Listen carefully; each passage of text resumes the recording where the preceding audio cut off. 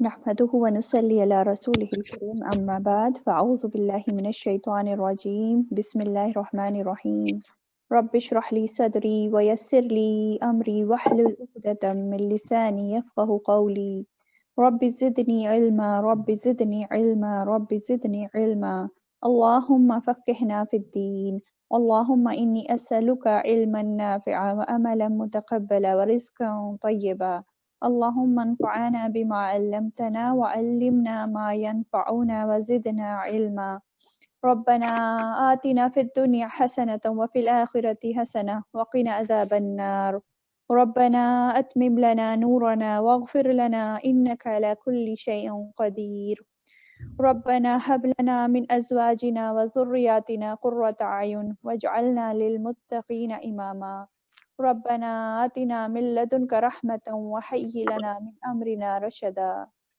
ربنا افرغ علينا صبرا وثبت أقدامنا وانصرنا على القوم الكافرين ربنا اغفر لنا ذنوبنا وإسرافنا في أمرنا وثبت أقدامنا وانصرنا على القوم الكافرين ربنا لا تزغ قلوبنا بعد إذ هديتنا وهب لنا من لدنك رحمة إنك أنت الوهاب ربنا اصرف عنا عذاب جهنم إن عذابها كان غراما إنها ساءت مستقرا ومقاما ربنا لا تؤاخذنا إن نسينا أو أو أخطأنا ربنا ربنا ولا تحمل علينا إصرا كما حمل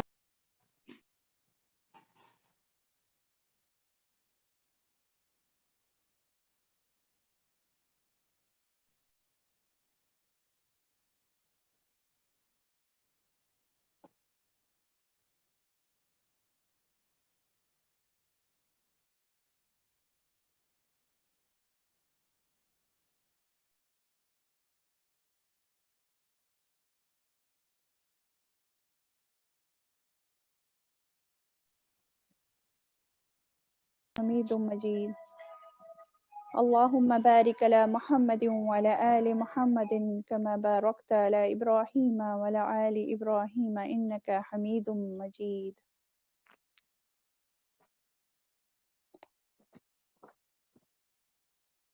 جی آپ سب کو میری آواز آ رہی ہے؟ جی اچھا تو چلیں شروع کرتے ہیں، ایک حدیث کے ساتھ شروع کرتے ہیں پہلے.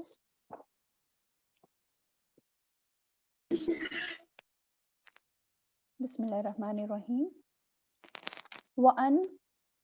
وعن قعب ابن ملک قال قال رسول اللہ صلی اللہ علیہ وسلم من طلب العلم ليجاري به العلماء أو ليماري به السفهاء أو يصرف به وجوه الناس إليه أدخله الله النار رواہ الترمذی.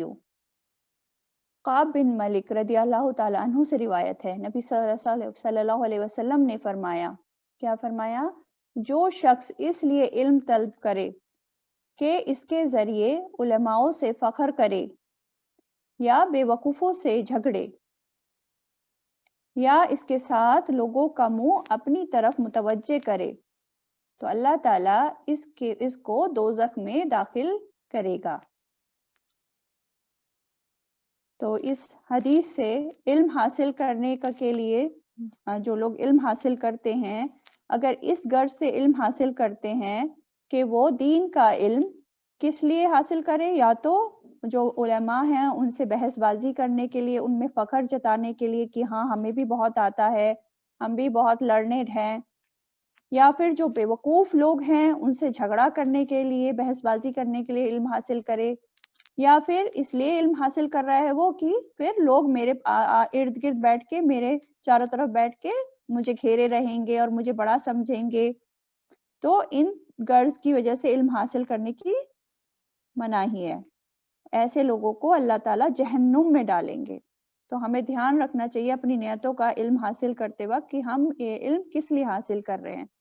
علم حاصل اس لیے کرنا ہے تاکہ اللہ تعالیٰ کی رضا حاصل کریں، برے اخلاص کے ساتھ علم حاصل کریں، اور علم حاصل کر کے اپنی بھی اصلاح کریں اور لوگوں تک بھی اس خیر کو آگے پہنچائیں. اللہ تعالیٰ اس چیز کی ہمیں توفیق کرے اور ان نیتوں سے جو غلط نیت ہیں وہ ہمارے اندر کبھی نہ آئیں، اچھی نیت سے ہی ہم علم کو حاصل کریں آگے بھی۔ چلیں، پچھلی بار ہم نے آیت نمبر 153 تک کر لیا تھا سورہ بقرہ کی، تو تھوڑا سا ریویژن میں کر دیتی ہوں اس میں تاکہ کنٹینویشن میں آپ کو رہے۔ اچھا، تو ہم نے پچھلے لیکچر میں جو کیا تھا وہ کیا تھا 146 سے کیا تھا ہم نے۔ بسم اللہ الرحمن الرحیم، الذین آتیناہم الکتاب یعرفونہ کما یعرفون ابناءہم وان فریقا منہم لیکتمون الحق وہم یعلمون۔ تو پہلے جو پچھلے ہفتے ہم نے بات کی تھی، یہی سب بات کی تھی کہ یہ جو کعبے کی تبدیلی کا حکم تھا یہ بالکل حق تھا، اللہ کی طرف سے تھا، اور یہ بات یہ اہل کتاب کو جو یہود تھے مدینہ کے ان کو بھی معلوم تھی کہ یہ سچ بات ہے، کیونکہ ان کی کتابوں میں ساری نشانیاں دی گئی تھی کہ آخری نبی ایسے ہوں گے، ان کی ایسی نشانیاں ہوں گی، اور ان کا کعبہ جو ہے وہ قبلہ جو ہے وہ کعبہ شریف ہوگا، ساری باتیں انہیں پتہ تھیں، اور ان کو نبی صلی اللہ علیہ وسلم کو ایسے پہچانتے تھے جیسے وہ کوئی اپنے بیٹے کو پہچانتا ہے، اچھی طرح جانتے تھے۔ تو یہاں پہ آیت نمبر 146 میں یہی بتایا جا رہا ہے کہ وہ بہت اچھی طرح پہچانتے ہیں نبی صلی اللہ علیہ وسلم کو کہ یہی آخری نبی ہیں، اور آگے بتایا جا رہا ہے کہ کسی بھی شک میں نہ پڑے، نہ آپ صلی اللہ علیہ وسلم نہ ہی کوئی بھی، ہمارے لیے بھی یہی بات ہے کہ دین کے کسی بھی معاملے میں شک میں نہیں پڑنا چاہیے۔ پھر آگے آیت نمبر 148 میں بتایا جا رہا تھا کہ ہر کسی کا کوئی نہ کوئی مقصد ہوتا ہے زندگی کا جو بنایا ہوا ہوتا ہے انسان نے، لیکن ہم مسلمانوں کا کیا مقصد ہونا چاہیے؟ ہمارا مقصد ہونا چاہیے دین کی سربلندی اور نیکیوں میں آگے بڑھنا، فاستبقوا الخیرات، یہ ہمارا مقصد ہونا چاہیے، ٹھیک ہے۔ اور کیا بتایا جا رہا ہے کہ قبلے کے بارے میں بتایا جا رہا ہے کہ جہاں کہیں بھی تم ہوگے انما تکونو، نہیں یہ تو وہ والی بات ہو گئی کہ جو بھی نیکی کرے گا پھر لوٹ کے جانا تو اللہ تعالیٰ کے پاس ہی ہے، اللہ تعالیٰ سب کو جمع کرے گا اور سب کو ان کی جو بھی عمل کر رہے ہیں ان کا حساب دے دے گا، ٹھیک ہے۔ پھر اگلی جو آیت ہے 149، وَمِنْ حَيْثُ خَرَجْتَ فَوَلِّ وَجْهَكَ شَطْرَ الْمَسْجِدِ الْحَرَامِ، تو یہ حکم دوبارہ سے ریپیٹ ہو رہا ہے 149 میں، اور وہی بتایا جا رہا ہے کہ جہاں کہیں بھی ہوگے تم، گھر کے اندر ہو، گھر کے بعد باہر ہو، آسمانوں میں ہو، زمینوں میں ہو، جب بھی نماز پڑھیں گے تو کعبہ شریف کی طرف ہی رک کر کے نماز پڑھنی ہے۔ تو تاکید کے ساتھ بار بار یہ حکم آ گیا۔ اگلی آیت میں بھی یہی تھا 150 میں، پھر سے قبلے کے لیے جو ہے تاکید کری جا رہی ہے کہ کعبہ رخ ہی رکھنا ہے جہاں کہیں بھی ہوگے تم، اور ان لوگوں سے نہیں ڈرنا ہے جو نیگیٹو پروپیگنڈا مسلمانوں کے اگینسٹ کرتے ہیں، ان سے نہیں ڈرنا ہے، صرف اللہ تعالیٰ سے ڈرنا ہے، کیونکہ اللہ تعالیٰ سے ہی ڈرنے کا سب سے زیادہ اللہ تعالیٰ ہی حقدار ہے کہ اللہ تعالیٰ سے ڈرا جائے، ٹھیک ہے۔ اور کیا بتایا جا رہا ہے اگلی آیتوں میں؟ ہم نے دیکھا تھا کہ اللہ تعالیٰ نے جو ہے کعبہ جو قبلہ رخ کیا وہ بہت بڑی نعمت تھی کہ سب مسلمانوں کو ایک چیز پر یونائٹ کر دیا، اور اس کے بعد ہم نے دیکھا تھا نبی کا بھیجا جانا بہت بڑی نعمت ہے، اور نبی کیا کیا کام کرتے تھے یہ بھی ہم دیکھ چکے ہیں کہ وہ کتاب کی اور حکمت کی تعلیم دیتے ہیں، وہ لوگوں کا تزکیہ کرتے ہیں، ساری چیزیں ہم دیکھ چکے ہیں پچھلی بار۔ اور کیا تھا؟ فَاذْكُرُونِي أَذْكُرْكُمْ وَاشْكُرُوا لِي وَلَا تَكْفُرُونَ، یہ والی اس میں کیا تھا کہ تم مجھے یاد کرو، میں تمہیں یاد کروں گا، اور شکر ادا کرو اور کبھی بھی ناشکری مت کرو۔ یہ بہت امپورٹنٹ آیت تھی، ڈیٹیل میں ہم لوگ دیکھ چکے ہیں اس کو بھی، کہ اگر ہم اللہ تعالیٰ کو یاد کرتے ہیں تو اللہ تعالیٰ بھی ہمیں یاد کرتے ہیں، اگر ہم ان کو کسی چھوٹی مجلس میں یاد کرتے ہیں تو اللہ تعالیٰ اپنے مقرب فرشتوں کی مجلس میں ہمیں یاد کرتے ہیں۔ تو یہ بہت بڑی بات ہے ہم سب کے لیے، ٹھیک ہے۔ اور کیا حکم ہے اس میں؟ وشکرولی، شکر ادا کرنے کا، ناشکری نہیں کرنے کا۔ تو اکثر عورتیں جو ہوتی ہیں ناشکری ہوتی ہیں، اور ناشکرے پن کی ہی وجہ سے وہ حدیث کا مفہوم ہوتا ہے کہ زیادہ جو جہنم میں ہیں عورتیں پائی جائیں گی۔ تو ہمیں اپنے اندر یہ شکر کرنے والی عادت لانی ہے باشعور، مطلب اپنے آپ سے جو ناشکرا پن ہے چھوٹی چھوٹی باتوں پر ہم کرتے ہیں وہ نکالنا ہے اپنے اندر سے، اور شکر ادا کرنے والی عادت کو اپنے اندر لانا ہے انشاءاللہ۔ اچھا، آگے بھی 153 بھی ہم دیکھ چکے تھے، یا ایھا الذین آمنوا استعینوا بالصبر والصلاۃ، ہے نا، کہ جو کیسے مدد مانگنی چاہیے مشکل وقت میں؟ صبر اور نماز کے ساتھ، پہلے صبر اور پھر نماز، کیونکہ جب انسان صبر کرے گا پھر ہی اگلی سٹیپ پہ جا پائے گا نماز پہ، ٹھیک ہے۔ الحمدللہ یہاں تک ہم دیکھ چکے تھے لاسٹ کلاس میں، اب ہم انشاءاللہ شروع کریں گے 154 سے، چل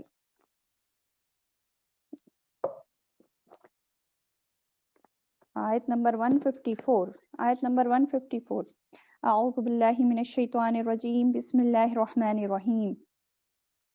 وَلَا تَقُولُوا لِمَن يُقْتَلُ فِي سَبِيلِ اللَّهِ أَمْوَاتٌ بَلْ أَحْيَاءٌ وَلَكِن لَا تَشْعُرُونَ، اور نہ تم کہو انہیں جو قتل کر دیے گئے اللہ کے راستے میں کہ مردہ ہیں، بلکہ وہ زندہ ہیں اور لیکن نہیں تم شعور رکھتے۔ تو ابھی جو میں نے بات کی پچھلی آیتوں میں کہ صبر کی بات ہو رہی ہے، اللہ کی مدد کی بات ہو رہی ہے کہ جو صبر کرتا ہے اس کے ساتھ اللہ تعالیٰ کی مدد ہوتی ہے، تو اب اس آیت میں ہم دیکھتے ہیں کہ اس کی عملی مثال دی جا رہی ہے۔ اچھا، جو اس میں شہیدوں کی بات ہو رہی ہے کہ جو لوگ شہید ہو جاتے ہیں اللہ کے راستے میں شہید ہو جاتے ہیں تو ان لوگوں کو مردہ نہیں کہنا چاہیے بلکہ وہ زندہ ہیں۔ تو کس طرح سے ہیں یہ دیکھ لیتے ہیں ہم، ٹھیک ہے؟ مطلب شہید جو ہوتا ہے انسان، حصی طور پر تو وہ مر جاتا ہے، فزیکلی تو وہ مر گیا، لیکن پھر بھی اللہ تعالیٰ کہہ رہے ہیں کہ وہ مردہ نہیں بولنا ان کو، وہ زندہ ہی ہیں۔ اور ایک اور جگہ پر بھی آتا ہے قرآن مجید میں کہ بلکہ وہ زندہ ہیں، اپنے رب کے پاس رزق دیے جاتے ہیں، وہ خوش ہیں جو اللہ نے ان کو اپنے فضل سے دے رکھا ہے۔ اور ایک حدیث میں سے ہمیں پتہ چلتا ہے کہ شہداء جو ہوتے ہیں اللہ کے راستے میں جہاد کرنے میں جو شہید ہو جاتے ہیں، تو شہداء کی روحیں سبز پرندوں کے جسم میں ہوتی ہیں، گرین کلر کے برڈز کے جسم میں ہوتی ہیں، اور ان کے لیے قندیلیں لٹکی ہوئی ہیں اللہ کے عرش کے ساتھ۔ قندیلیں مینس لیمپ ٹائپس ہے نا، اور یہ روحیں جنت میں سیر کرتی رہتی ہیں جہاں یہ چاہتی ہیں، اور پھر یہ ان قندیلوں میں واپس آ جاتی ہیں۔ یہ صحیح مسلم کی روایت ہے۔ سمجھ آئی یہ روایت؟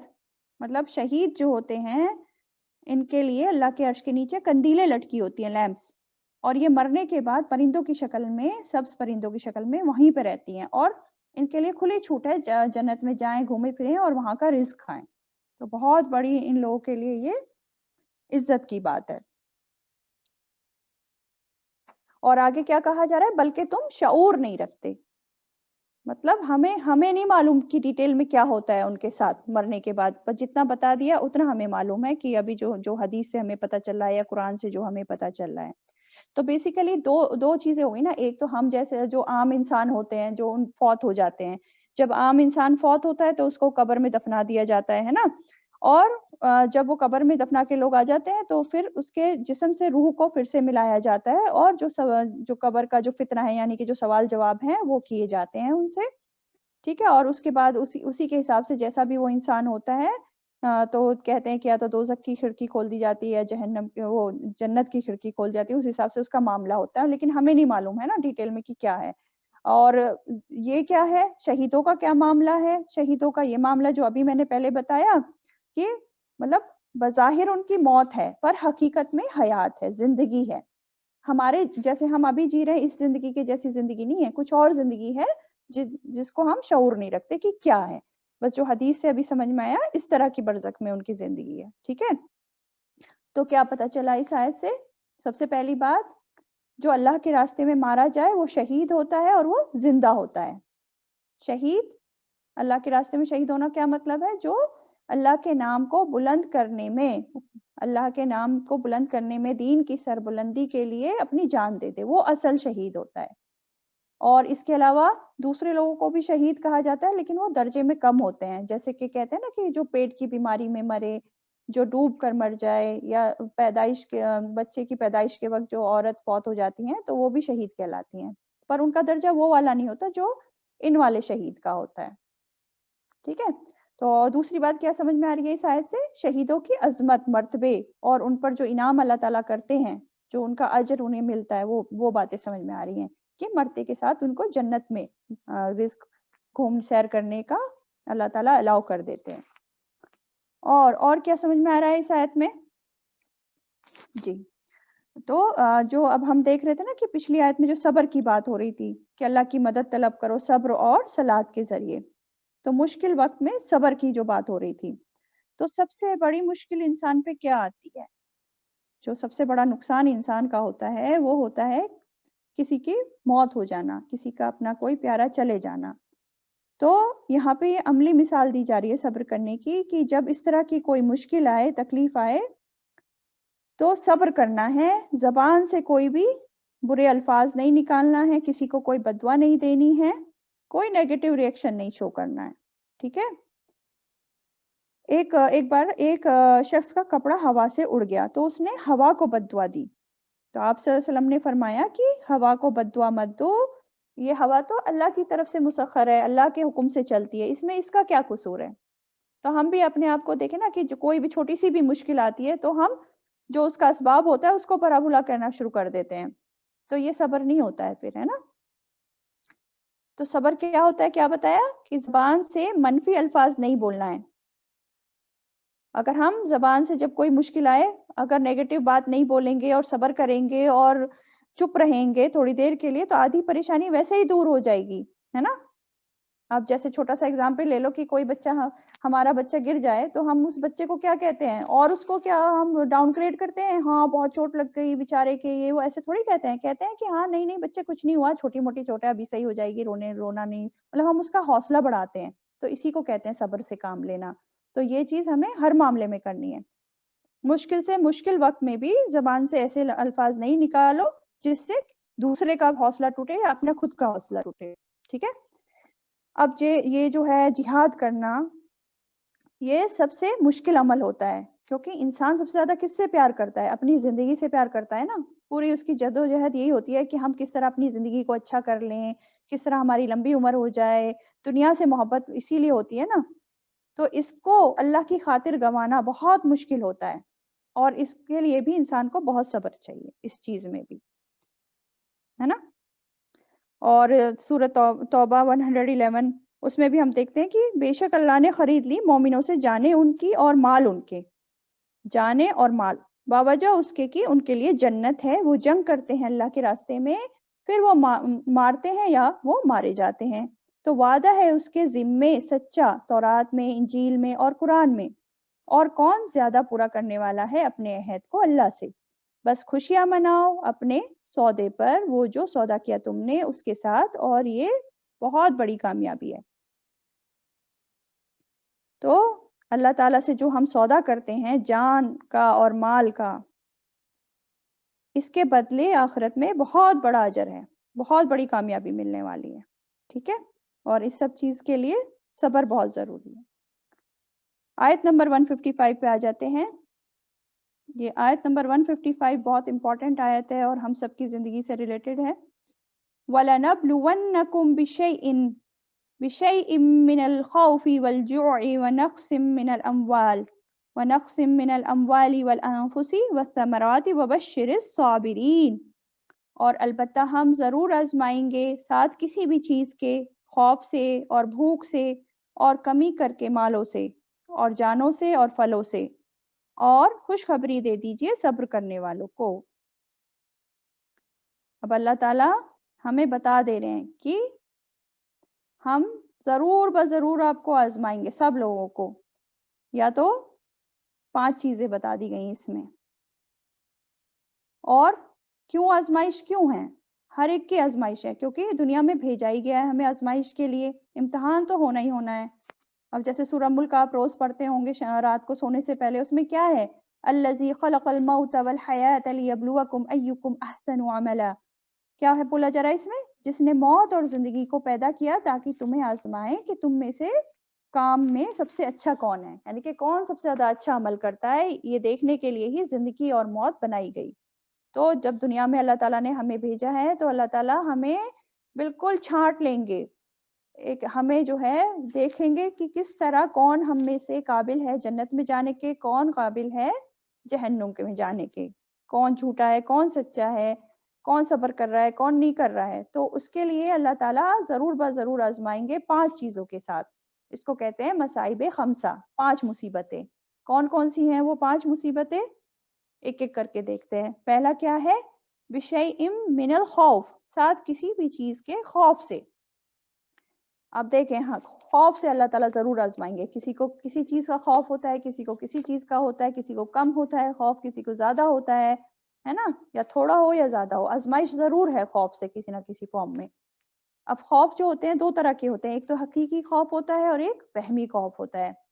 حقیقی تو جو واقعی میں جیسے جو نیچرل ہے، جو ہوتا ہی ہوتا ہے، جیسے انسان سانپ سے ڈرتا ہے، شیر سے ڈرتا ہے، کیڑے مکوڑوں سے کوئی ڈرتا ہے وہ، اور جیسے موت سے ڈرنا اور کچھ ہوتا ہے وہمی خوف جو صرف ذہن کی تخلیق ہوتی ہے نا، جیسے انسان اندھیرے سے ڈرتا ہے یا پھر کس سے، بھوت پریت سے ڈرتا ہے، ان ساری چیزوں سے ڈرتا ہے. لیکن اصل خوف کیا ہونا چاہیے انسان کو؟ اصل خوف تو اللہ تعالیٰ کا ہونا چاہیے کہ اس کے ناراضگی نہ ہو جائے، یعنی کہ اللہ تعالیٰ کی ناراضگی سے ڈرنا چاہیے. جو شیطان وسوسے ڈالتا رہتا ہے اس کے وسوسوں کے چکر میں ہر وقت خوف میں نہیں رہنا چاہیے کہ آگے کیا ہوگا، کیا مستقبل میں کیا ہوگا، اس طرح کے خوف میں زیادہ نہیں پڑے رہنا چاہیے، ورنہ انسان کچھ کرنے کے قابل نہیں رہتا ہے پھر. ٹھیک ہے. پھر دوسری بات کیا ہے؟ والجوع، اور بھوک سے. جوع کہتے ہیں بھوک، یعنی کہ پیٹ میں کھانا بھی نہ ہو اور ساتھ میں اس کھانے کی چاہت کی شدت بھی ہو، دونوں چیزیں آ جاتی ہیں اس میں. کھانا بھی نہیں ہے اور بہت چاہت بھی ہو رہی ہے کھانے کی. اب بھوک کسی بھی وجہ سے آزمایا جا سکتا ہے انسان، یا تو اس کے پاس پیسے نہ رہیں کھانا خریدنے کے لیے، ہے نا، یا کبھی کھانا ہی نہ اگ پا رہا ہو، قحط پڑ گیا ہو، یا انسان ایسا بیمار ہوتا ہے کہ ایک لقمہ منہ میں نہیں جاتا، کچھ کھا نہیں پاتا وہ. تو یہ سب آزمائشوں کی فارمز ہیں اللہ تعالیٰ کی طرف سے. ٹھیک ہے. آگے کیا ہے تیسرا؟ ون نقص من الاموال، کمی کر کے مالوں سے. اب مالوں کی کمی سے یہ کیسے ہوتا ہے؟ ہمارے پاس جو مال دولت ہے، کیش ہے، یہ سب ہے، یا جو بھی مال ہے، بزنس ہے، تو مان لو ہمارا جو ہے خدا نخواستہ بزنس جو ہے وہ ٹھپ ہو گیا، یا چوری ڈکیتی پڑ گئی، مال چر گیا، یا جو بھی کام تھا وہ چھن گیا، جاب چھوٹ گئی، کوئی بھی نقصان ہونا ہے نا.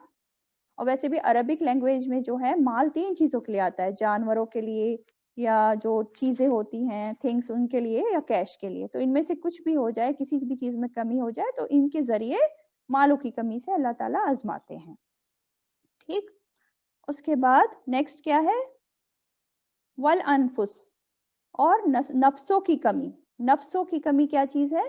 نفس کہتے ہیں جان، یعنی کہ انسان یا تو خود بیمار ہو جائے یا مر جائے، یا پھر اس کے کوئی خدا نخواستہ اپنے پیاروں میں سے کوئی فوت ہو جائے، بیمار ہو جائے، یا رشتہ دار یا دوست وہ چلا جائے، تو جانوں کی کمی ہے نا.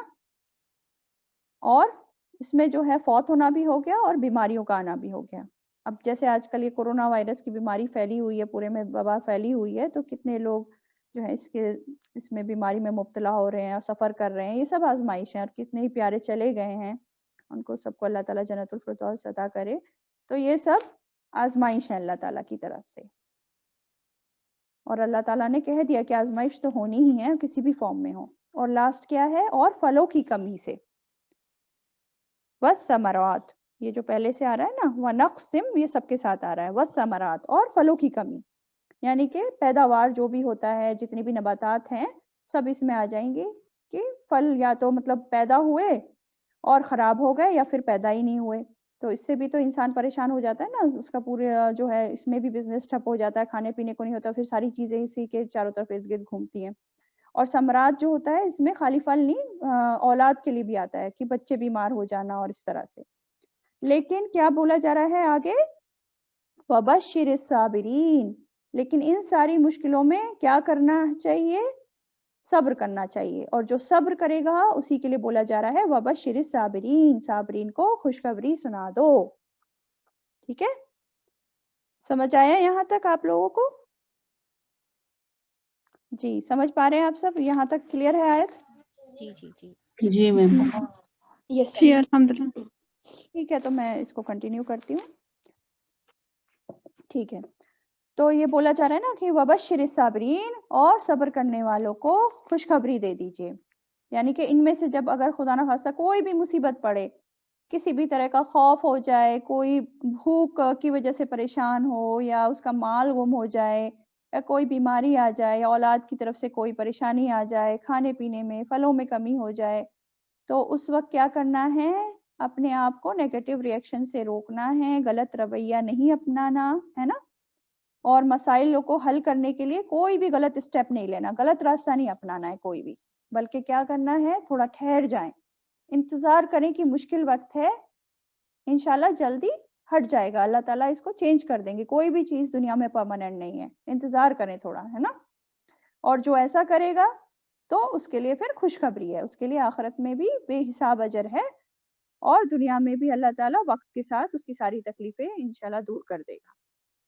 اور ایسا نہیں کہ یہ صرف عام انسانوں کے لیے، یہ بیچارے جو ہم تو ہیں ہی انسان، ہماری تو آزمائش ہونی ہے، لیکن جو بڑے بڑے پیغمبر ہیں، نیک انسان ہیں، وہ بھی ان ساری تکلیفوں میں مبتلا ہوئے ہیں، ان کی بھی چھوٹ نہیں ہوئی ہے، بلکہ ان کی اور زیادہ آزمائشیں آئی ہیں، ہم سے بھی زیادہ۔ جو اللہ تعالیٰ کے جتنے زیادہ قریب ہوتا ہے اتنا زیادہ اللہ اسے آزماتا ہے، یہ حدیث کا بھی مفہوم ہے۔ تو آزمائشیں جو بیسیکلی کیا ہوتی ہیں، اللہ تعالیٰ کے قرب کا ذریعہ بنتی ہیں، ہم اللہ تعالیٰ کے قریب ہوتے ہیں اس میں، اگر ہم صحیح طریقے سے اپنا رویہ رکھیں ان آزمائشوں میں۔ لیکن مان لو اگر ہم صحیح رویہ نہیں رکھتے ہیں، اپنا صبر کھو دیتے ہیں اور اس کو جو ہے اللہ تعالیٰ کے فیصلے پہ راضی نہیں ہوتے ہیں، ناشکری کرتے ہیں، تو کیا ہوتا ہے، ایک تو ہمارا ایمان بھی ضائع ہوتا ہے، اور دوسرا ان حالات میں جو ہم اللہ تعالیٰ کا کہنا مان کے اجر کماتے، وہ اجر بھی ضائع ہوتا ہے نا، اپوزٹ ہو جاتا ہے پھر۔ تو اب آگے کیا بتایا جا رہا ہے، نیکسٹ آیت پہ آ جاتے ہیں، آیت نمبر 156۔ الذین اذا اصابتہم مصیبۃ، وہ لوگ جب پہنچتی ہے انہیں کوئی مصیبت، قالوا، وہ کہتے ہیں، انا للہ و انا الیہ راجعون، کیا کہتے ہیں وہ، بے شک ہم اللہ ہی کے لیے ہیں اور بے شک ہم طرف اسی کے لوٹنے والے ہیں۔ انا للہ و انا الیہ راجعون، یہ صابرین کی صفت ہے، صبر کرنے والوں کی صفت ہے۔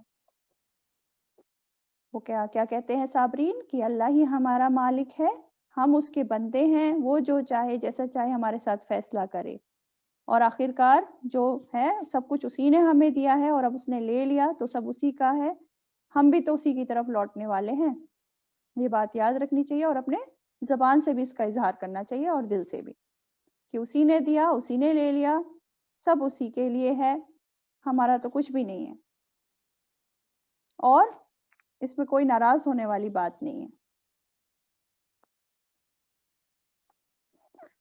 تو جو انسان صبر کرے گا، تو جب وہ اللہ تعالیٰ کے پاس لوٹ کر جائے گا تو وہاں پر کیا ملے گا اسے، جو اس نے کھویا دنیا میں، جو نقصان اٹھایا، اس سے بہتر وہاں اس کو اجر ملے گا اس چیز کا۔ تو جو اللہ کے فیصلے پر راضی ہو جائے تو اللہ بھی اس سے راضی ہو جاتا ہے۔ تو مشکل وقت میں انسان کو راضی رہنا چاہیے، ٹھیک ہے۔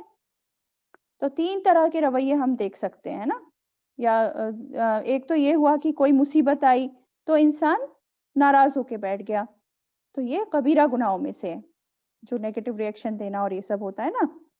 حدیث میں آتا ہے، نبی صلی اللہ علیہ وسلم نے فرمایا، وہ ہم سے نہیں جو اپنے گال پیٹے اور اپنے کپڑے پھاڑے اور جاہلیت کی پکارے، یعنی کہ مصیبت کے وقت جو ایسا کرتا ہے نا، تو نبی صلی اللہ علیہ وسلم نے کیا فرمایا کہ وہ شخص ہم میں سے نہیں ہے، یعنی کہ اسلام میں سے اس کا پھر کوئی تعلق نہیں ہے، یہ سب جاہلیت کی علامت ہے۔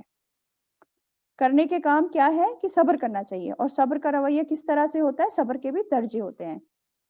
تو 3 درجے بیسیکلی ہم دیکھتے ہیں صبر کے۔ پہلا درجہ کیا ہے کہ کوئی بھی مصیبت آنے پر انسان اپنے اوپر کنٹرول رکھے، قابو رکھے اپنے اوپر، کہ زبان سے کوئی نیگیٹو بات نہ بولے اور اپنے آپ کو سنبھال کے رکھے، آنکھوں سے آنسو تو بہیں لیکن زبان سے کوئی غلط بات نہ نکلے۔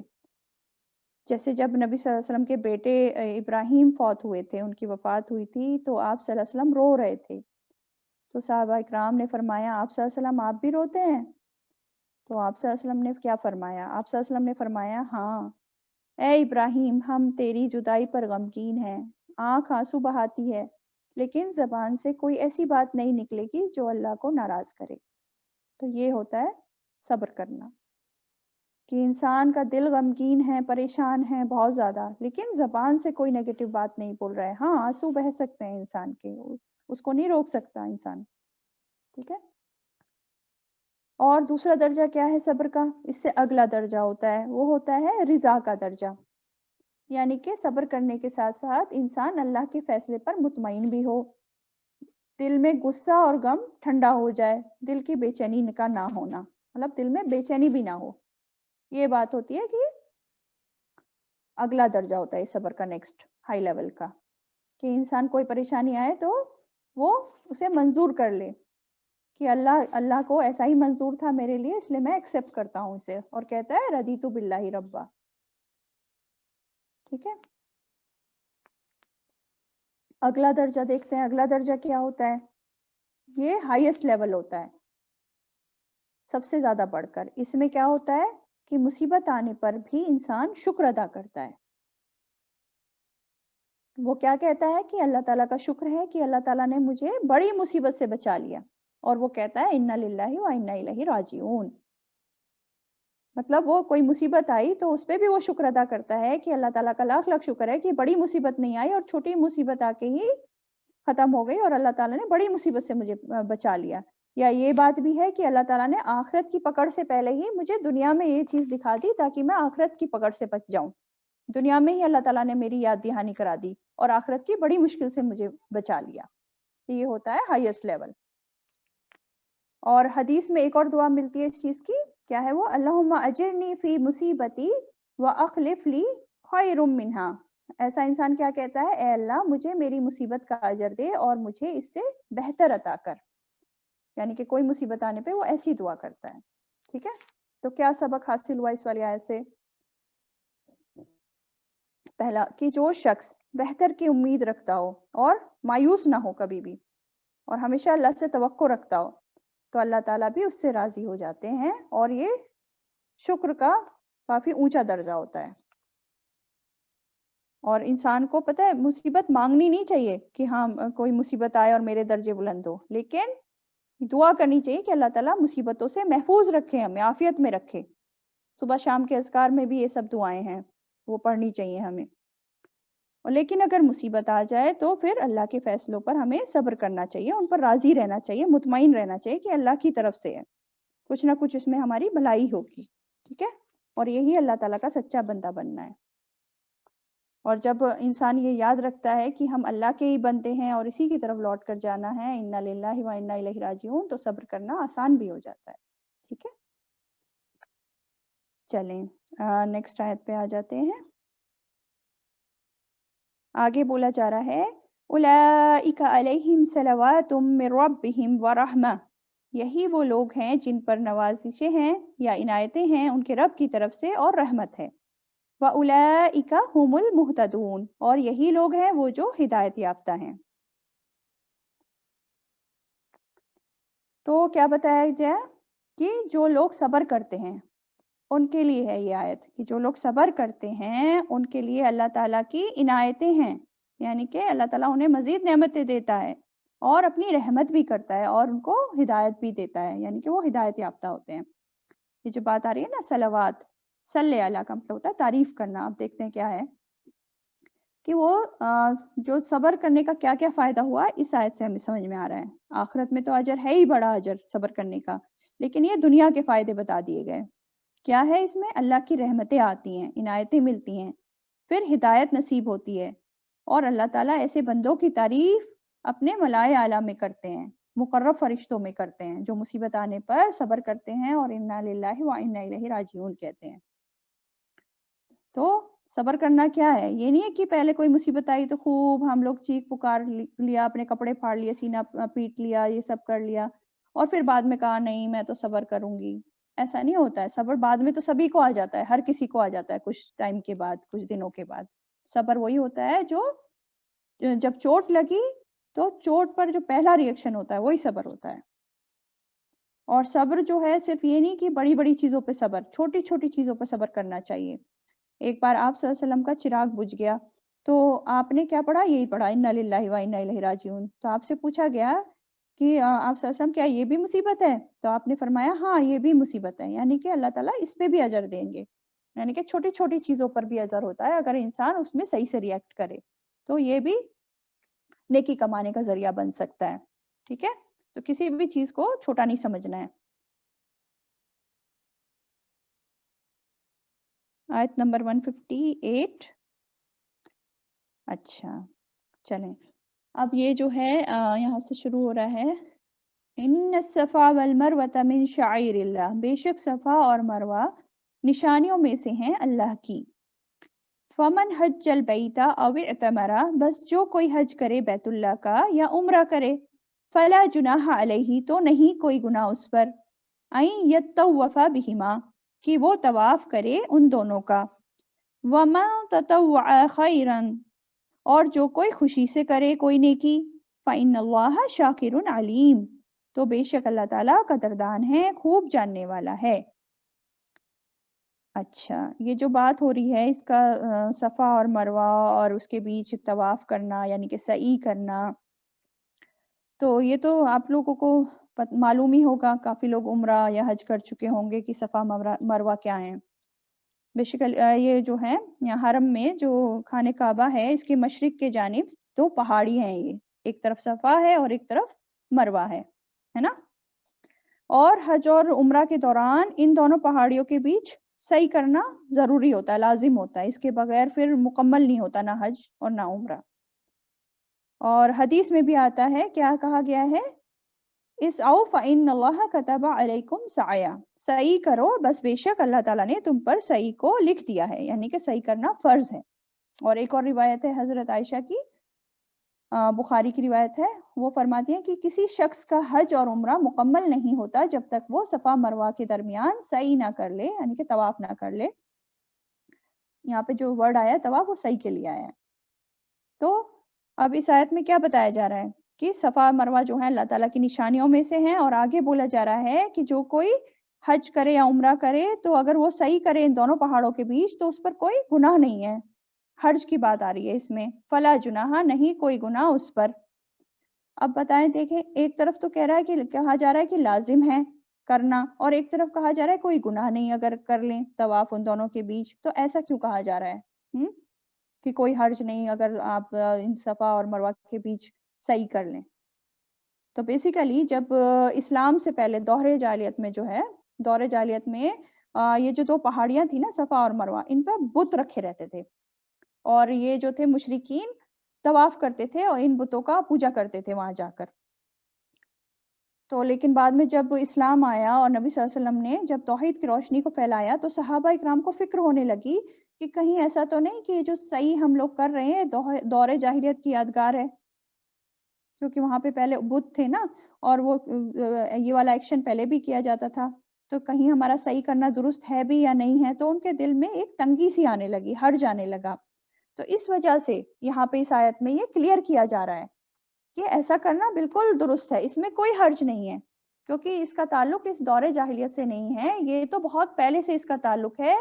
کب کا تعلق ہے؟ جب حضرت ہاجرہ اور حضرت اسماعیل علیہ السلام کو ابراہیم علیہ السلام وہاں پر مکہ میں لا کر آباد کر گئے تھے۔ معلوم ہے آپ میں سے کسی کو کہ صحیح کیوں کی جاتی ہے؟ معلوم ہی ہوگا، بتائیں کوئی۔ جی، جب ابراہیم، السلام علیکم ورحمۃ اللہ، وعلیکم السلام۔ جب ابراہیم علیہ السلام نے ہاجرہ علیہ السلام کو چھوڑا تھا وہاں اس میدان میں، تو اس وقت وہاں پہ کچھ پانی وغیرہ نہیں تھا ان کو، مطلب وہاں پہ کچھ بھی نہیں اویلیبل تھا، فوڈ وغیرہ، تو اس لیے وہ کری تھی، مطلب اوپر نیچے کری تھی ان پہاڑوں پہ کہ کہیں کچھ مل جائے مجھے اپنے بچے کو دینے کے لیے، تو اس واقعے کے لیے۔ صحیح بتایا سیر النساء، ماشاء اللہ، بارک اللہ فیک۔ جی صحیح بتائیں نا۔ تو وہی تھا نا کہ حضرت ابراہیم علیہ السلام کی بات تو آپ سب جانتے ہی ہیں کہ کس طرح اللہ تعالیٰ نے ان کی آزمائشیں لی تھیں اور ان کو قربانیاں دینی پڑی تھی، اور کس طرح جو ہے بی بی ہاجرہ کو جب وہ چھوڑنے آئے تھے یہاں، اللہ تعالیٰ کے کہنے پہ ہی آئے تھے، لیکن اسباب کچھ اور بنے تھے کہ بی بی سارہ کو تھوڑا ان سے جلن حسد ہو گیا تھا جب اسماعیل علیہ السلام پیدا ہوئے تھے، تو پھر انہوں نے کہا کہ ان کو کہیں اور چھوڑ کے آ جائیے، تو پھر وہ لے کے اس طرف آ گئے تھے مکہ کی طرف، اور یہاں پہ چھوڑ کر وہ جانے لگے۔ اور جب وہ جانے لگے تو بی بی ہاجرہ نے ایسا تو کچھ نہیں کہا، بس اتنا پوچھا کہ کیا یہ اللہ تعالیٰ کا حکم ہے؟ تو ابراہیم علیہ السلام بولے ہاں یہ اللہ تعالیٰ کا حکم ہے۔ تو بس یہ سن کر وہ صبر کر گئیں اور واپس آ گئیں ادھر اپنی جگہ پر، اور ابراہیم علیہ السلام چلے گئے تھے۔ لیکن جو کھانا اور پانی ان کے ساتھ تھا وہ تو پھر تھوڑے دن ہی رک رہا، پھر کہاں زیادہ دن رہتا، اور وہاں اس ایریا میں کچھ بھی نہیں تھا، ہم پہلے بھی دیکھ چکے ہیں پارا 1 میں اس کی ڈیٹیل کی، بالکل بنجر تھا، نہ کچھ کھانے کو تھا، نہ پینے کو تھا، نہ کوئی انسان رہتا تھا وہاں پہ۔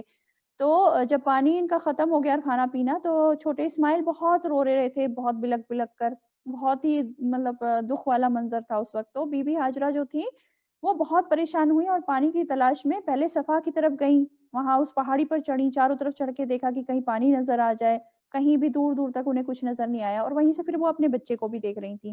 پھر اتری اس پہاڑ سے، پھر دوسری طرف گئی، مروہ پہ چڑھی، پھر وہی انہوں نے عمل کیا کہ دیکھا چاروں طرف کہیں پانی دکھ جائے، کوئی دکھ جائے، کچھ بھی نہیں انہیں نظر آیا۔ تو اس طرح انہوں نے کئی چکر لگا دیے صفا اور مروہ کے اسی پریشانی میں۔ پھر کیا ہوا، ایک دم سے انہیں لگا کہ بچے کی آواز بند ہو گئی، جو چیخ پکار ہو رہی تھی، تو گھبرا گئی کہ کیا ہو گیا انہیں، مطلب کچھ ہونا گیا ہو خدا نخواستہ. پھر وہ دوڑی اس طرف اسماعیل علیہ السلام کی طرف واپس. تو کیا دیکھتی ہیں کہ وہاں پہ ایک پانی کا دھارا بہ رہا ہے. تو بیسیکلی کیا ہوا تھا، جبریل علیہ السلام آئے تھے اور انہوں نے اپنا پنکھ جو تھا، پر جو تھا اس کا ٹپ صرف مارا تھا اور زمین سے وہ چشمہ پھوٹ پڑا تھا. تو حضرت حاجرہ نے پانی کو روکا، انہوں نے کہا زمزم زمزم، مطلب رک جا رک جا. زمزم کا مطلب ہی ہوتا ہے رک جا رک جا، زمزم. تو وہ پھر اس کے چاروں طرف گھیرا بنا دیا انہوں نے، اور بعد میں پھر اس پانی نے کنویں کی شکل لے لی تھی. ٹھیک ہے. تو نبی صلی اللہ علیہ وسلم فرماتے ہیں اگر اس دن ہماری ماں حاجرہ اس پانی کو نہیں روکتی تو وہ پانی کا دریا چلتا، یعنی کہ وہ دریا بہ رہا ہوتا، پھر کنواں نہیں ہوتا. تو ٹھیک ہے. تو اب ہمیں اس آیت میں کیا سمجھ میں آ رہا ہے، پچھلی آیتیں جو چل رہی ہیں صبر سے ریلیٹڈ، تو صبر کی بات ہی سمجھ آ رہی ہے اس آیت میں بھی، کہ کتنا زیادہ اجر ہے صبر کرنے والوں کو، کس طرح ان کو نعمتیں ملتی ہیں، رحمتیں ملتی ہیں دنیا میں بھی. یہ عملی مثال اب ہمیں بتا دی گئی یہاں پہ صفا اور مروہ کا ایگزامپل دیکھ کے. ٹھیک ہے. کہ کس طرح اللہ تعالیٰ نے بی بی حاجرہ کے سیکریفائس کو قبول فرمایا، کس طرح اللہ تعالیٰ ان کے صبر کرنے پہ راضی ہوئے، کس طرح جو ہے بنا شکوہ شکایت کے بی بی حاجرہ وہاں رک گئیں، اپنے شوہر کے ساتھ انہوں نے حسن معاملہ کیا ہے نا. تو اللہ تعالیٰ نے ان ساری باتوں کو ان کی قبول فرما لیا. اور ان دونوں پہاڑوں کو صفا اور مروہ کو اللہ تعالیٰ نے کیا کہا، شاعر اللہ کہا، اللہ کی نشانیاں، ان کو اپنی نشانیاں کہا. اتنا پسندیدہ لگا ان کو ان کا یہ عمل صفا اور مروہ پہ جو ہے وہ کر رہی تھی، جو ابھی بتایا میں نے. اور یہ کس لیے تھا، جو وہ بیچاری پریشان ہو رہی تھی ادھر سے ادھر، صبر کر رہی تھی بنا کسی حجت بازی کے، صرف اللہ کی خاطر کی، اللہ تعالیٰ کا حکم ہے یہ. اس لیے اللہ تعالیٰ کو یہ ان کا عمل بہت پسند آیا اور ان کو شاعر اللہ کر دیا ہمیشہ ہمیشہ کے لیے تا قیامت. تو اس لیے جو ہے یہاں پہ بتایا جا رہا ہے کہ صفا اور مروہ کے بیچ حج اور عمرہ کے دوران طواف کرنا یا سعی کرنا جو ہے اس میں کوئی حرج نہیں ہے، کوئی گناہ نہیں ہے.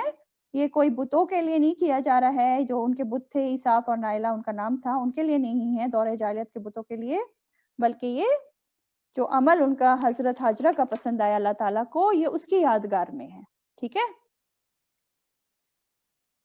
اچھا ابھی اسی آیت میں آگے کیا بولا جا رہا ہے، وَمَن تَطَوَّعَ خَيْرًا، اور جو کوئی خوشی سے کرے کوئی نیکی، فَإِنَّ اللَّهَ شَاكِرٌ عَلِيمٌ، تو بے شک اللہ تعالیٰ قدردان ہے، خوب جاننے والا ہے.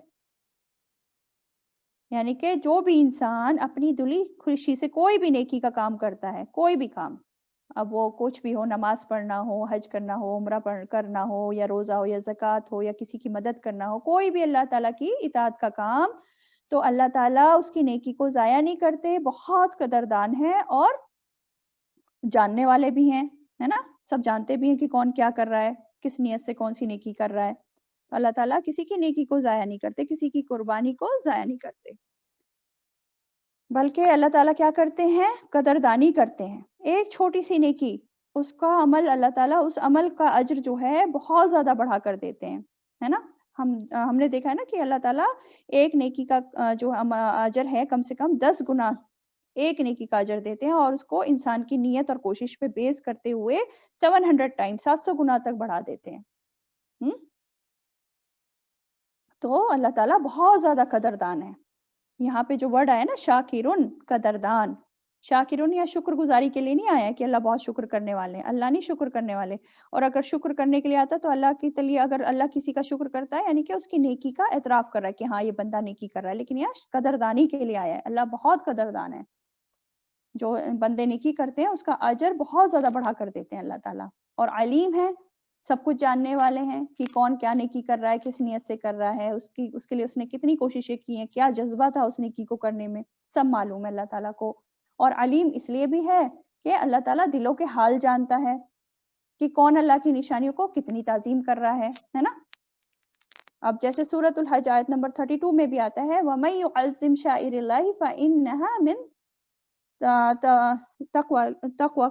تقوی القلوب، جو اللہ کی نشانیوں کی تعظیم کرتا ہے وہ دلوں کے تقوی میں سے ہے. یعنی کہ دلوں کے حال اللہ تعالیٰ جانتا ہے نا. تو جو اللہ تعالیٰ کی نشانیوں کو عزت دے رہا ہے تو اللہ تعالیٰ کو پتا ہے کون دے رہا ہے کون نہیں دے رہا ہے. تو ان جگہوں کی حرمت کا خیال رکھنا، اللہ کا حکم مان کر ان جگہوں پر جانا، وہاں عبادت کرنا، ان جگہوں کو آباد کرنا، یہ سب نشانیوں کا احترام کرنے میں آتا ہے. تو کسی بھی جو بھی اللہ کی نشانیاں ہیں، صفا مرمہ تو ہے ہی، اور اس کے علاوہ جو بھی اللہ تعالیٰ کو کی یاد دلاتی ہیں، جیسے قرآن مجید ہے، اذان ہے، نماز ہے، جو بھی اللہ تعالیٰ کی نشانیاں ہیں، ان کا ادب احترام کرنا لازم ہے۔ آج کل بہت کامن ہو گیا ہے نا کہ اللہ تعالیٰ کی جو دینی شاعر ہیں ان کا مذاق اڑانا دین کے بارے میں، کوئی بھی غلط بات کہہ دینا بنا سوچے سمجھے۔ آج کل اسپیشلی ہماری جو ینگ جنریشن ہے نا، کسی بھی طرح جو ہے الٹی سیدھی باتیں کہہ دیتے ہیں، کرٹیسائز کرتے رہتے ہیں۔ تو یہ ساری چیزیں بالکل بھی اچھی نہیں ہیں۔ اللہ تعالیٰ نے جو بھی چیز دنیا میں بنائی ہے سب جو ہے پرفیکٹ بنائی ہے، اور اللہ تعالیٰ نے جو دین بھیجا ہے ہمارے پاس وہ بھی پرفیکٹ ہے، اس میں کوئی ٹیڑھا پن نہیں ہے۔ تو ہمیں اللہ تعالیٰ کے سارے حکم ماننے ہیں، اس میں کسی بھی طرح کا ٹیڑھا پن نہیں ہے۔ اللہ تعالیٰ کے حکم میں سب کچھ ہماری بھلائی کے لیے صحیح۔ اچھا آگے کیا بولا جا رہا ہے؟ ان الذین یکتمون، بے شک وہ لوگ جو چھپاتے ہیں، ما انزلنا، اسے جو نازل کیا ہم نے، من البیناتی، واضح نشانیوں میں سے، والہدا، اور ہدایت میں سے، من بعد ما بیناہ للناس، بعد اس کے جو واضح کر دیا ہم نے اسے لوگوں کے لیے، فی الکتاب، کتاب میں، اولئک یلعنہم اللہ، یہی وہ لوگ ہیں لعنت کرتا ہے ان پر اللہ، وَيَلْعَنُهُمُ اللَّاعِنُونَ، اور لعنت کرتے ہیں ان پر لعنت کرنے والے۔ استغفر اللہ۔ اچھا اب اس آیت میں ان لوگوں کی بات ہو رہی ہے جن کو اللہ نے کتاب دی، جیسے تورات، انجیل، قرآن، اور اسپیشلی یہاں یہود کے علماء کی بات ہو رہی ہے کہ بے شک وہ لوگ جو چھپاتے ہیں اسے جو نازل کیا ہم نے۔ اب بیسیکلی یہ جو یہود کے علماء تھے یہ سب جانتے تھے، پڑھے لکھے لوگ تھے، لیکن جو باتیں انہیں بتانی چاہیے تھیں اپنے لوگوں کو، عام لوگوں کو، وہ یہ لوگ نہیں بتاتے تھے، چھپا جاتے تھے، ہے نا۔ جیسے کہ نبی صلی اللہ علیہ وسلم کی آمد کی نشانیاں ہی تھیں، ایک بڑا اگزامپل تو یہی ہے۔ اور اس کے علاوہ بھی جو فائدے مند علم ہوتا ہے، جو انسانوں کے فائدے کی باتیں ہوتی ہیں، علم نافع، جس سے انسان فائدہ اٹھا سکتے تھے، وہ بھی باتیں یہ لوگ چھپا جاتے تھے، یہ لوگوں کو نہیں بتاتے تھے۔ تو ایسے لوگوں پر اللہ نے لعنت کی ہے، ان علماء یہود پر۔ اور لعنت کیا ہوتا ہے؟ اللہ کی رحمت سے دوری، ٹھیک ہے، لعنت کہتے ہیں اللہ کی رحمت سے دوری۔ اور یہ لعنت جو ہے صرف علماء یہود کی بات نہیں ہو رہی ہے، وہ لوگ جو چھپاتے ہیں، ہر اس انسان کی بات ہو رہی ہے جو ایسا کرے، ہے نا۔ کس چیز کو چھپانے کی بات ہو رہی ہے؟ واضح نشانیاں، واضح نشانیوں میں سے اور ہدایت میں سے، جو اللہ تعالیٰ نے کتاب میں واضح کر دی ہیں، ٹھیک ہے۔ جو بھی ان کو چھپائے گا، ان واضح نشانیوں کو جو بھی قرآن میں اتری ہیں، اور خدا، ہدایت یعنی کہ فائدے مند علم کو جو بھی چھپائے گا، ان لوگوں کے لیے، سب کے لیے لعنت ہے۔ اس میں سب آ جاتے ہیں علم والے لوگ اگر وہ چھپائیں۔ تو علم کا چھپانا جو ہوتا ہے دو طریقے سے ہوتا ہے، ایک تو ہوتا ہے زبان حال سے، اور ایک ہوتا ہے زبان کال سے۔ زبان حال سے کیسے ہوتا ہے یہ دیکھتے ہیں۔ مان لو کوئی انسان غلط کام کر رہا ہے نا، تو اس کا حال ہمیں بتا رہا ہے کہ یہ غلط کام کر رہا ہے، ہمیں دکھ رہا ہے وہ، اور ہمیں معلوم ہے کہ صحیح بات کیا ہے۔ تو ہمارا کیا فرض بنتا ہے کہ اس کو اس غلط کام کرنے سے روکیں اور اسے صحیح بات بتائیں اور صحیح رہنمائی کریں اس کی، ہے نا۔ یہ ہم پر لازم ہے ایسا کرنا۔ اگر کوئی نہ کرے اس طرح سے یعنی کہ وہ علم کو چھپا رہا ہے نا۔ جیسے کوئی مان لو، اس کے چھوٹا سا اگزامپل یہی ہے کہ کوئی نماز پڑھ رہا ہے، اس کو اس جگہ کا قبلہ پتہ نہیں ہے، وہ غلط ڈائریکشن میں نماز پڑھ رہا ہے، تو ہمیں نماز کے دوران ہی اسے بتا دینا چاہیے کہ ہاں بھائی ادھر نہیں ادھر ہے، اور نہیں بتایا تو اس کا مطلب ہم نے علم کو چھپا دیا۔ یہ ہوتا ہے زبان حال سے، ٹھیک ہے۔ دوسرا کیا ہوتا ہے؟ زبان قال سے، یعنی کہ جب کوئی ہم سے کوشچن کرتا ہے نا، اگر کوئی ہم سے کوئی کوشچن کرے اور ہمیں اس کا آنسر پتا ہو اور ہم سستی کی وجہ سے اس کو آنسر نہ بتائیں، یا اس لیے اس کو آنسر نہ کریں کہ اگر ہم نے اس کو بتا دیا تو اس کو بھی پتا چل جائے گا، یہ بھی ہمارے برابر ہو جائے گا، ہماری عزت کم ہو جائے گی، ہماری فوقیت کم ہو جائے گی، یہ جو خاص علم میرے پاس ہے اس کو بھی مل جائے گا، تو ایسا نہیں کرنا چاہیے۔ سب ناپسندہ چیزیں، جائز نہیں ہے مسلمان کو ایسا کرنا، ٹھیک ہے۔ حدیث میں آتا ہے جس سے کوئی علم کی بات پوچھی جائے اور وہ اسے نہ بتائے، اسے چھپا جائے، تو ایسے شخص کو اللہ تعالیٰ آگ کی لگام پہنائیں گے۔ استغفر اللہ۔ مطلب علم کو چھپانے کی اتنی بڑی سزا ہے، جانتے پوچھتے ہوئے اگر کوئی نہ بتائے۔ صرف کچھ باتوں میں ایکسیپشن ہو سکتا ہے کہ بعض وقت کبھی ایسا ہوتا ہے کہ کسی نے مجلس میں کوئی سوال پوچھا اور اس انسان کو اگر اسی وقت بتا دیا جائے اس کا جواب تو وہ ہو سکتا ہے اس کے لیے اور فتنہ بن جائے، ہے نا، اس کے لیے اور مشکل پیدا کر دے. تو اس کے آنسر کو حکمت کے تحت تھوڑے ٹائم کے لیے پوسٹ پون کیا جا سکتا ہے کہ جب صحیح وقت آئے تو پھر اس کو اس کا آنسر بتا دیا جائے. ورنہ تو پھر اگر بنا ریزن کے ہم چھپا رہے ہیں تو بہت بڑا گناہ ہے، اسپیشلی وہ علم جو قرآن میں ہے یا اس وقت کی جو کتابیں میں تھا، تورات، انجیل، ان سب میں. تو یہ لازم ہے کہ اس علم کو جاننے والوں کو کہ اس کو آگے بھی پہنچایا جائے، چھپایا نہ جائے. ٹھیک ہے، تو ہمیں کیا کیا معلوم پڑا اس آیت سے؟ پہلی بات تو یہی کہ علم کا چھپانا کبیرہ گناہوں میں سے ہے. اس سے کیا ہوتا ہے، انسان سب کی لعنت کا مستحق ہو جاتا ہے. اور یہ جو بات ہوئی تھی لعنت کی، تو اس میں کیا بتایا گیا تھا؟ صرف اللہ تعالیٰ کی لعنت نہیں تھی، وَيَلْعَنُهُمُ اللَّاعِنُونَ، اور لعنت کرتے ہیں ان پر لعنت کرنے والے. اب لعنت کرنے والے میں سبھی آ جاتے ہیں، اللہ کے فرشتے بھی آ جاتے ہیں، یعنی کہ ان پر اللہ تعالیٰ کے فرشتے بھی لعنت کرتے ہیں، پوری مخلوق ان پر لعنت کرتی ہے. ٹھیک ہے، تو یہ بہت ہی بڑی وارننگ ہے ہم سب کے لیے. دوسری بات کیا سمجھ آ رہی ہے، کیا پتہ چل رہی ہے اس آیت سے؟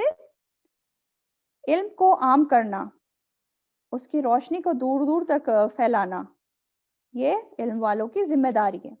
اگر وہ اپنی ذمہ داری چھوڑ کر بیٹھے ہیں اور دوسرے کاموں میں لگے پڑے ہیں تو پھر ان کے اللہ تعالیٰ کے یہاں پوچھ ہوگی. ٹھیک ہے، تو ہم اپنی ذمہ داری پہچانیں، تھوڑا بہت بھی ہمیں پتا ہے تو ہم اسے آگے پہنچائیں، صرف اپنے تک نہ رکھیں. اور یہ جو علم کی بات ہو رہی ہے چھپانے کی، یہ صرف دین کے علم کے بارے میں نہیں ہے، یہ ساری چیزوں کے بارے میں. کسی کے پاس کوئی بھی فائدے مند بات پتا ہے، کسی کو فائدے مند علم ہے، اس کے پاس کوئی اسکل ہے اور کسی کو اس کی ضرورت ہے، کسی کو اچھا مشورہ چاہیے یا اس کی بات بتانے سے اس کی مدد ہو سکتی ہے اور وہ چھپا جائے، وہ اس کی رہنمائی نہیں کر رہا ہے تو وہ غلط کر رہا ہے. ہمیں جو ہے دوسرے انسانوں کے لیے اپنے اسکلز کے حساب سے یا ہمارے اندر جتنی استطاعت ہے اس کے حساب سے سہولت پیدا کرنی چاہیے دوسروں کے لیے، ہے نا، ان کی رہنمائی پراپر وے میں کرنی چاہیے. اور ہاں، اگر جس چیز کا ہمیں نہیں معلوم کوئی ہم سے پوچھ رہا ہے تو شرمانا نہیں چاہیے ہمیں یہ بتانے میں کہ ہاں ہمیں نہیں معلوم. امام مالک تھے، ان کو کوئی بات نہیں معلوم ہوتی تھی تو وہ کہہ دیتے تھے لا ادری، مجھے نہیں معلوم، کیونکہ اس میں شرمانے کی کوئی بات ہے ہی نہیں. کوئی بھی انسان پرفیکٹ عالم نہیں ہو سکتا، سب کچھ نہیں پتا ہو سکتا ایک انسان کو، ہے نا. صرف اللہ تعالیٰ ایسے ہیں جن کو سب معلوم ہے. انسان کو مکمل علم نہیں ہو سکتا کسی بھی چیز کا. ٹھیک ہے، اور ہاں جیسے علم چھپانے والوں کے لیے اس آیت میں وعید ہے، اسی طرح جو علم کو عام کرتے ہیں تو ان کو علم کو پھیلانے والوں کے لیے بھی بہت بڑی جزا ہے، ان کا بہت بڑا اجر ہے. حدیث میں آتا ہے، اس کا ایک مفہوم ہے کہ جو علم سکھاتے ہیں، جو خیر کو عام کرتے ہیں، ان کے لیے آسمان اور زمین کی ہر چیز، یعنی کہ ایون سمندر میں جو مچھلیاں ہیں وہ تک ان کے لیے دعائے استغفار کرتی ہیں، ان کے لیے بخشش کی دعا کرتی ہیں. تو کتنا بڑا ہے کہ ہم لوگ جو ہے ہر کسی سے کہتے رہتے ہیں ہمارے لیے دعا کرو، ہمارے لیے دعا کرو، اور کہ ہماری دعائیں یہ وہ، لیکن یہ کام کرنے والوں کے لیے ہر مخلوق جو ہے اس کے لیے دعا کرتی ہے. تو کتنی بڑی عزت ہے ایسے انسانوں کے لیے. ٹھیک ہے، اچھا، تو انشاءاللہ نیکسٹ ویک پھر ملاقات ہوتی ہے، اللہ تعالیٰ کرائیں تو. علیکم. سبحانك اللهم وبحمدك نشهد أن لا إله إلا أنت نستغفرك ونتوب إليك. السلام عليكم ورحمة الله وبركاته.